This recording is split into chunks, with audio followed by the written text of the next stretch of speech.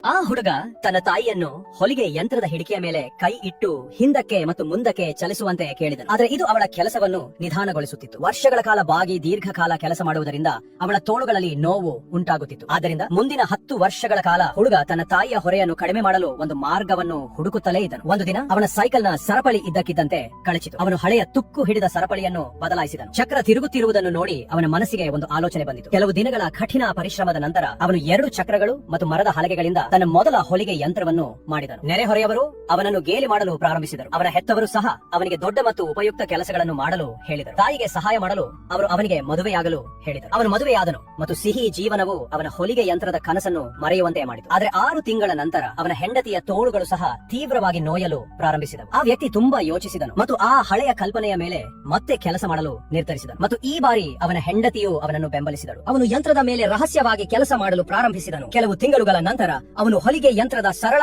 ಆವೃತ್ತಿಯನ್ನು ಸಿದ್ಧಪಡಿಸಿದನು. ಅವನು ವಿದ್ಯುತ್ ಆನ್ ಮಾಡಿದ ತಕ್ಷಣ ಯಂತ್ರವು ಚಲಿಸಲು ಪ್ರಾರಂಭಿಸಿತು.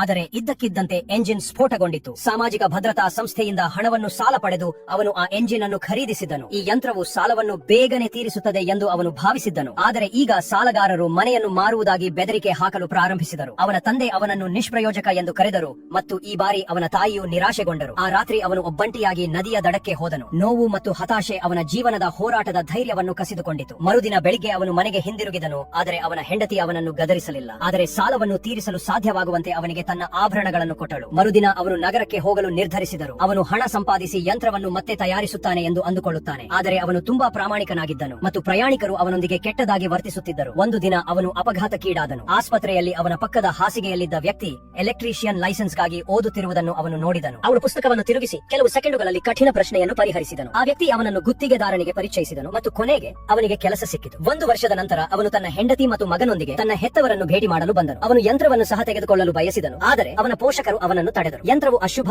ಎಂದು ಅವರು ಭಾವಿಸಿದರು. ಅವನ ತಂದೆ ಅದನ್ನು ಸುಟ್ಟು ಹಾಕಿದರು. ಅವನ ಹೆಂಡತಿ ಮಾತ್ರ ಬಿಟ್ಟುಕೊಡಬೇಡ ಎಂದು ಹೇಳುತ್ತಿದ್ದನು. ಅವನು ಹಗಲು ರಾತ್ರಿ ಕೆಲಸ ಮಾಡುತ್ತಿದ್ದನು. ಅವರು ಯಂತ್ರದ ಅಧ್ಯಯನವನ್ನು ಮುಂದುವರಿಸಿದರು. 1 ವರ್ಷದ ನಂತರ ಅವರು ಮತ್ತೊಂದು ಹೋಳಿಗೆ ಯಂತ್ರವನ್ನು ತಯಾರಿಸಿದನು. ಅವನ ಹೆಂಡತಿ ದಾರ ನೇರವಾಗಿ ಅಲ್ಲ ವೃತ್ತದಲ್ಲಿ ಹೆಣೆಯಬೇಕು ಎಂದು ಹೇಳಿದಳು. ಇದನ್ನು ಕೇಳಿದಾಗ ಆ ಮನುಷ್ಯನ ಹೃದಯ ದುಃಖದಿಂದ ತುಂಬಿತು. ಅವನು ಕೋಪದಿಂದ ಸಿಡಿದೆದ್ದನು. ಅವನು ಯಂತ್ರವನ್ನು ಒಡೆದು ಅದನ್ನು ಸ್ಕ್ರಾಪ್ ಆಗಿ ಮಾರಿದನು. ಮರುದಿನ ಅವನಿಗೆ ತಿಳಿದು ಬಂದದ್ದು ಕೇವಲ ಒಂದು ಸಣ್ಣ ಯಂತ್ರದಿಂದ ಅವನು ಅದರ ಆಕಾರವನ್ನು ಬದಲಿಸಬಹುದೆಂದು. ತಕ್ಷಣ ಅವನು ಓಡುತ್ತಾ ಹೋಗಿ ಎಲ್ಲಾ ಭಾಗಗಳನ್ನು ಮರಳಿ ಖರೀದಿಸಿದನು. ಇನ್ನು ಕೆಲವು ಮಾರ್ಪಾಡುಗಳ ನಂತರ ಯಂತ್ರವು ಅಂತಿಮವಾಗಿ ಸಿದ್ಧವಾಯಿತು. ತಕ್ಷಣ ಅದನ್ನು ತನ್ನ ಹಳ್ಳಿಗೆ ತೆಗೆದುಕೊಂಡು ಹೋದ. ಜೋಡಿಸಿ ಪರೀಕ್ಷಿಸಿದೆ. ಮೊದಲು ನಗುತ್ತಿದ್ದ ನೆರೆಹೊರೆಯವರು ಸಹ ನೋಡಲು ಬಂದರು. ಅವನು ಆತ್ಮವಿಶ್ವಾಸದಿಂದ ಸ್ವಿಚ್ ಆನ್ ಮಾಡಿದನು. ಆದರೆ ಏನೂ ಆಗಲಿಲ್ಲ. ಅದೃಷ್ಟವಶಾತ್ ಅದು ಕೇವಲ ಹಳೆಯ ವೈರ್ನ ಸಮಸ್ಯೆಯಾಗಿತ್ತು. ಅವರು ಅದನ್ನು ತಕ್ಷಣ ಸರಿಪಡಿಸಿದರು.